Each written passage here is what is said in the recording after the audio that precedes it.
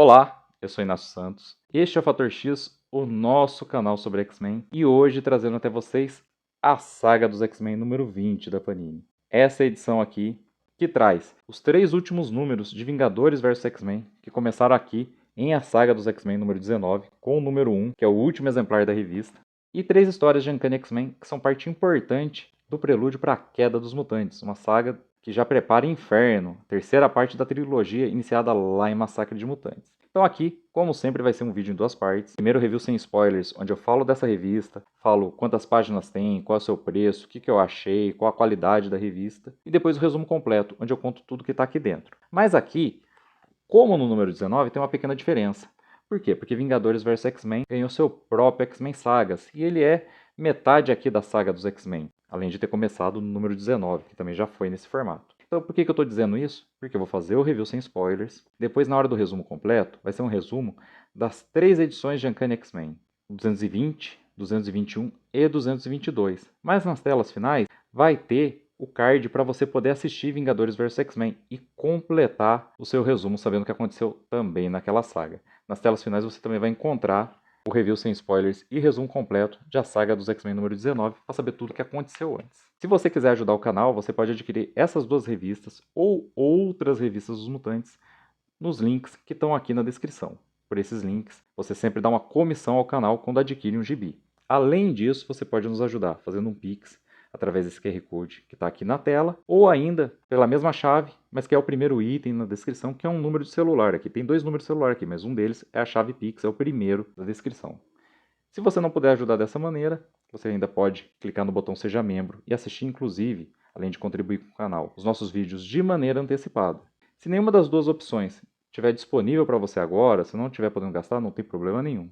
Curte o vídeo, se inscreve se ainda não é inscrito, ativa o sininho para receber as notificações, que tá ótimo pra gente. Se puder, comenta e manda para um amigo. Já ajuda pra caramba também. Agora vamos lá para a primeira parte.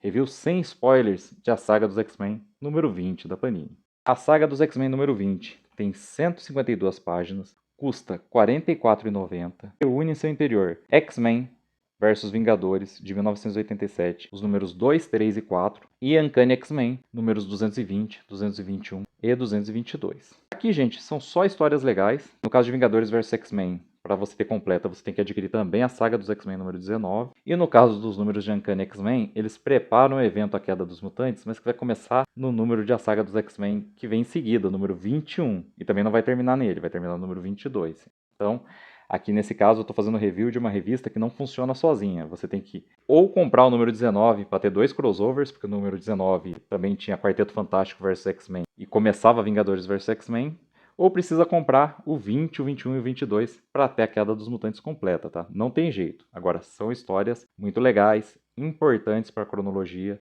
Muita gente começou a ler X-Men nos anos 90 com a série animada, mas muita gente que começou antes disso tem como referência a fase da Austrália.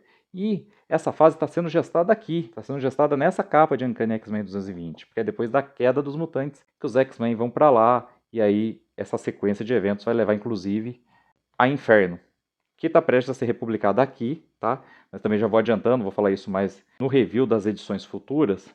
Inferno envolve muito X-Factor, Novos Mutantes, e a gente não sabe quantas dessas revistas vão ser realmente republicadas em A Saga dos X-Men.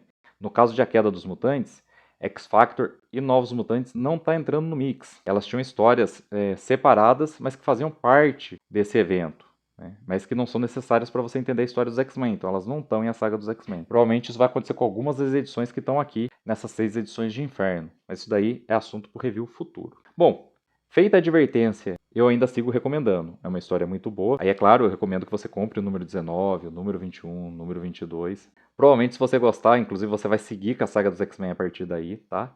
Mas essa coleção é muito boa. Ela é a mais cara que tem nas bancas no momento.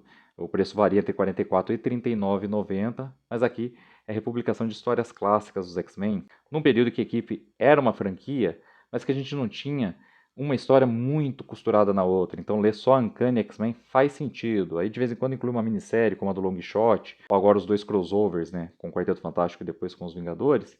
mas que no geral só lendo Uncanny X-Men você entende. Então é uma fase bem enxutinha para colecionar. Daqui a pouco vai chegar nos anos 90 e as coisas ficam um pouco mais complicadas, um pouco mais dependente da leitura dos outros dois títulos. Falei que eles eram importantes para você entender Inferno, por exemplo, mas isso é uma exceção nessa fase. Bom, não tenho muito mais para falar sobre a saga dos X-Men número 20 mesmo, e aqui é essencial para entender várias coisas que vinham acontecer em X-Men logo em seguida e que são referenciadas até hoje nas revistas dos Mutantes.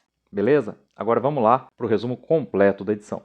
Uncanny X-Men 220. Após ter sonhos metafóricos, mas que lembram sua relação com Forge, Tempestade busca Wolverine. Wolverine se afastou da equipe durante um tempo, porque andava mais selvagem, andava inclusive preocupado com isso. Mais de uma vez seus instintos o guiaram mais para o lado animalesco da sua personalidade, e em um desses casos chegou a custar vidas. Em outro desses casos ele quase matou Tempestade. Tudo isso abalou muito Wolverine, então ele está meditando, está na floresta, e ele vai ser perturbado por ela. Por quê? Porque ela precisa de sua ajuda. Ela quer que ele use sua experiência para liderar os X-Men durante sua ausência. Ela vai procurar Forge.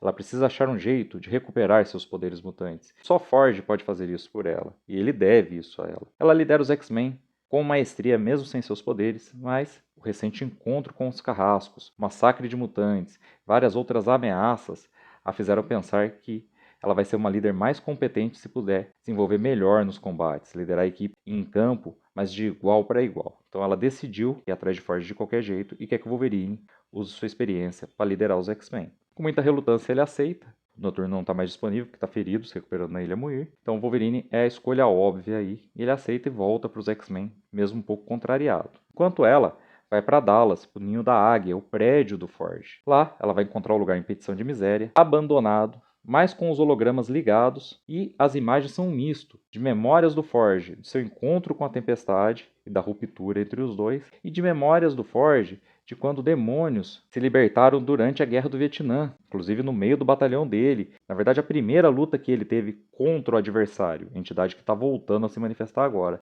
Tempestade não sabe disso nesse momento. Tempestade acha que foi Forge, aquelas imagens, que invocou aqueles demônios para derrotar seus inimigos. Independente disso, muito abalada, ela tenta ver qual é o verdadeiro Forge no encontro, encontra várias versões dele que são holográficas, até que é confrontada por Nazé, o avô do Forge, mas que a gente sabe que foi substituído por um espectro, na verdade. O verdadeiro Nazé já está morto. Só que a personalidade dele era tão forte que o espectro que absorveu suas memórias para assumir sua forma acabou virando o próprio Nazé. Só que esse também não é ele. E dá para perceber pelo rosto, para ver pelas expressões que ele faz quando a Tempestade não está olhando. E ele começa ali o seu plano. Ele começa a manipular a Tempestade, contando que Forge, na verdade, perdeu o controle, absorvido por sua dor por tê-la perdido, pelos dois terem se separado, por ela não ser capaz de perdoá-lo, por ele ter sido responsável pela máquina que tirou os poderes mutantes dela. E aí, o Nazé vai dizendo o seguinte: olha, ele está perdendo o controle, está invocando de novo aquelas criaturas e está prestes a libertar o adversário. A gente tem que impedir ele, Tempestade, porque senão esse mundo inteiro vai ruir. Mas a própria Tempestade começa a perceber que o Nazé parece ter certa admiração ali pelo adversário. Ele conserta isso rapidamente, mas ele tem umas atitudes suspeitas. Independente disso, ela está atrás do Forge para recuperar seus poderes e decide ir com o Nazé atrás dele. E diz, fala, ó, beleza, se ele tiver mesmo possuído, corrompido, eu vou matá-lo. Se não, talvez ele possa devolver meus poderes, que é o que eu já vim buscar aqui. E os dois partem juntos então numa jornada.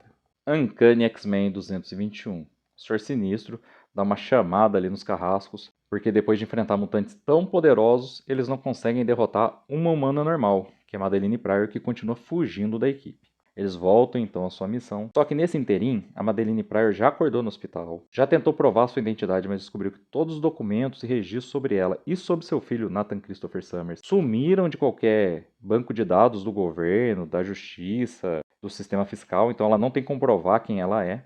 E aí ela ligou para quem? Para os X-Men, que é com quem ela achava que estava seu marido. Ela não sabe que o Ciclope está com o X-Factor, e nesse momento o Ciclope até tentou contato com ela algumas vezes, mas não conseguiu, porque a casa deles original, onde ele deixou ela com o bebê para vir se encontrar com os X-Men originais e dar origem ao X-Factor, foi destruída. Inclusive tem até um corpo falso dela e do bebê para ele reconhecer lá, que vai aparecer um pouco mais para frente, mas nas páginas da revista X-Factor, que não sai aqui na saga dos X-Men. Então, ela tentando entrar em contato com o Ciclope, entra em contato com os X-Men, eles vêm socorrê-la e chegam a tempo desse segundo ataque ordenado pelo Senhor Sinistro. E aí começa um confronto entre X-Men e Carrascos. É a primeira vez que os X-Men encontram os Carrascos sob a liderança da Maligna, que usa o corpo da Polaris. Isso confunde um pouco Vampira e outros membros da equipe. Mas com muito custo, eles conseguem pelo menos sobreviver. A Cristal e a Vampira, que estavam tendo dificuldade em trabalhar juntas, principalmente da parte da Cristal, que já enfrentou a Vampira como vilã, as duas chegam pelo menos a salvar uma vida da outra ali, mas ainda estão sob a mira dos carrascos quando a edição termina. A Madeline Pryor é salva, mas também não está em segurança. E, paralelo a tudo isso, a gente sabe que a Tempestade também iniciou sua jornada com o Nazé na edição passada.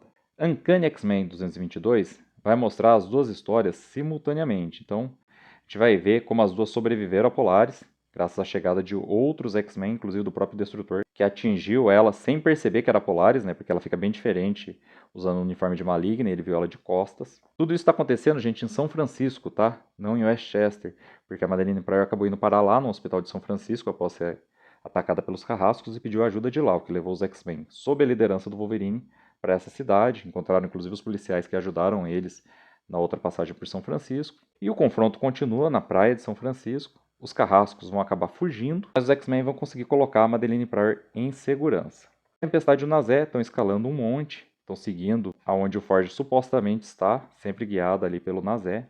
Vão encontrar umas pessoas pedindo socorro, que vão se revelar demônios de uma raça ancestral que diz já ter dominado a Terra antes dos seres humanos serem mais numerosos e que, segundo o Nazé, foram invocados de volta pelo Forge. A Tempestade vai ter que salvar o Nazé e, mesmo sem seus poderes mutantes, e matar as duas entidades e se livrar delas com o fogo. E ela está cada vez mais convencida de que o Forge é o inimigo, que ele está realmente fora de controle. De volta a São Francisco, os carrascos fogem e o Destrutor opta por tentar derrotar a Polaris, mesmo que isso cause a morte dela, para evitar que ela cause mortes de mais inocentes. Ela se defende facilmente, mas o Destrutor agora tem que viver com a culpa de ter tentado matar a mulher que ele ama, mesmo sabendo que ela não está no controle dos seus atos. Isso porque durante o confronto ele percebeu que não era ela, mas sim a Maligna que estava controlando seu corpo. E a história termina desse jeito. Estão colocadas todas as peças no tabuleiro para o começo de A Queda dos Mutantes em A Saga dos X-Men, número 21 da Panini. E esse foi o vídeo de hoje do canal Fator X. Espero que vocês tenham gostado. Se vocês gostaram, aproveitem e curtir o vídeo, se inscrever se ainda não são inscritos e ativar o sininho para receber as notificações. Com as notificações ativas, voltem para os nossos próximos vídeos. Eu espero vocês de volta para todos eles. Então até lá e um grande abraço.